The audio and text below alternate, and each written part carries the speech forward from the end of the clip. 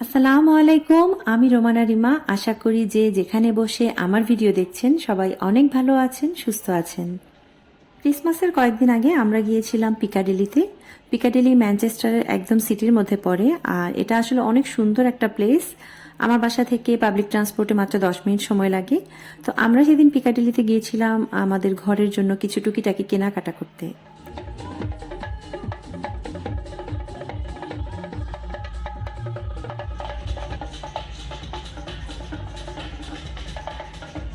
ম্যানচেস্টারের এই জায়গাটা সবসময় একদম জাঁকজমক থাকে, সেটা দিনের বেলা হোক, রাত হোক, উইকেন্ডস হোক, উইকডেজ হোক, কোনো অকেশন হোক বা অকেশন ছাড়া হোক, আমি সবসময় দেখি এই জায়গাটা একদম জাঁকজমক থাকে। ক্রিসমাস আর 31স্টের জন্য এখানে আরও অনেক বেশি জাঁকজমক করে সাজানো হয়েছে। নর্মাল দিনের থেকে আজকে একটু বেশিই আমার কাছে লাইটিং জাঁকজমক মনে হচ্ছে। আমাদের দেশে যেমন ছোট ছোট দোকান স্টল হয়, মেলাতে অনেক টাইপের জিনিস পাওয়া যায়, তো আজকে এখানে একদম মেলার মতো করে ছোট ছোট অনেক স্টল দেখতে পাচ্ছি। স্টলে অনেক টাইপের জিনিস দেখতে পাচ্ছি। তো আমরা আসলে ঘরের জন্য কিছু কিনতে এসেছিলাম, তো মনে হলো একটু পরে কিনি, আগে একটু মেলাটা ঘুরে দেখি, কারণ দেখে মনে হচ্ছিল আমাদের দেশের কোনো মেলা। জুয়েলারি থেকে শুরু করে চকলেট থেকে শুরু করে কি নেই সব কিছুই আছে এই মেলাতে। ইংল্যান্ডের ছোট ছোট ছেলেমেয়েরা এই ধরনের গামি ক্যান্ডিগুলো খেতে ভীষণ পছন্দ করে, আর এই জন্য যে কোনো জায়গায় এমনকি সুপার শপগুলোতেও এই ধরনের গামি ক্যান্ডিগুলো অনেক বেশি দেখতে পাওয়া যায়। সাপ সাপ দেখি। গামি ক্যান্ডিগুলো ডিজাইনের মধ্যে সাপ, বিচ্ছু, পোকা কোনো ডিজাইনই বাদ ছিল না, সব টাইপের শেপই এখানে ছিল। দেখি এই ওরা খায় আল্লাহ। ডিম পোস্ট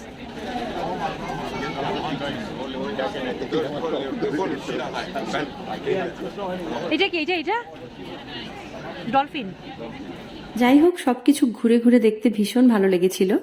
আমি খুলনার বাণিজ্য মেলার একটা ফিল পাচ্ছিলাম, কারণ খুলনাতে যখন বাণিজ্য মেলা হতো ঠিক এরকমই একটা কাঠের জিনিসের শোরুম হতো, এবং আমরা সেখানে ঘুরে ঘুরে দেখতাম, ভালো লাগতো আমার খুব। এখানে এত এত স্টল ছিল, আমি যদি সবগুলো স্টল ঘুরে দেখতে চাই তো আজকে সারা রাত লেগে যেতে পারে। তো সেই জন্য আর দেরি না করে আমরা আসলে একটা কাজে বেরিয়েছি। অলরেডি সাইফানকে বাসায় একা রেখে আমরা অনেকটা সময় বাইরে, তো আর দেরি না করে আমরা আসলে চলে গিয়েছিলাম B&M এর স্টোরে। ইংল্যান্ডে আসার পরে যতগুলা শোরুম, যতগুলা সুপার শপে গিয়েছি, আমার সব থেকে পছন্দ B&M স্টোরটা, কারণ এইখানে ঘর সাজানোর এমন কিছু নাই যেটা পাওয়া যায় না। তো আজকে আমরা এসেছিলাম মূলত সাইফানের খাটের জন্য একটা বেড কভার নিব, এবং সাইফানের যে ডুবেটটা আছে, আমরা যেটাকে কমফোর্ট বলি মূলত, তো সেটার জন্য একটা কভার কিনতে। ইংল্যান্ডের শোরুমগুলোতে আসলে খুব বেশি কালারফুল কোনো কিছুই খুঁজে পাওয়া যায় না। এরা মেবি একটু সাদামাটা টাইপের কালারগুলো বেশি পছন্দ করে। তো আমি আসলে চাচ্ছিলাম একটু কালারফুল কিছু নিতে, সেই জন্য অনেক ঘুরে আমি দুটো কালারফুল ডুভেট কভার পেয়েছি। একটা ছিল এই যে বটল গ্রিন কালার, আর আরেকটা একটু মেরুন কালারের মধ্যে ছিল। তো যেহেতু রেড, মেরুন এই টাইপের কালারগুলো সাইফান পছন্দ করে না, এই জন্য আমরা আসলে চাচ্ছিলাম বটল গ্রিন কালারের এই ডুভেট কভারটা নেওয়ার জন্য। এরপরে আমরা বেডশিটের সেকশনটাতে চলে আসি।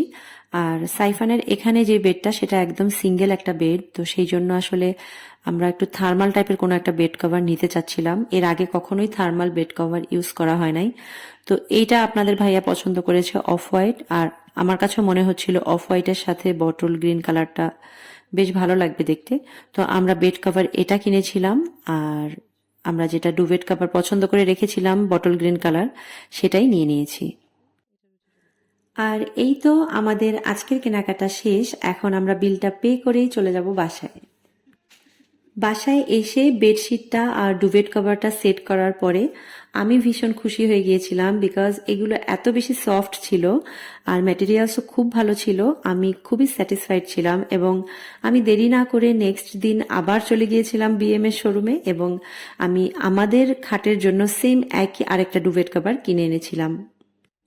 ডুভেট কভারটার একটা সাইডে এইভাবে করে বাটন সিস্টেম করা, আর এর সাথে দিয়েছে খুব সুন্দর দুইটা পিলো কভার। আমাদের রুমের লাইটের আলোর ব্রাইটনেসটা এতটাই কম, যে কোনো জিনিস আমার কাছে খুব অন্ধকার লাগে, তো লাইটটা আসলে চেঞ্জ করতে হবে। যাই হোক, এই যে পাশের খাটে আপনাদের ভাইয়া ঘুমোচ্ছিল, আমি তারপরেও ভিডিওটা শ্যুট করে ফেলি। তো এটাই ছিল আমার আজকের ভিডিও। সবাই অনেক ভালো থাকবেন, সুস্থ থাকবেন। আল্লাহ হাফিজ।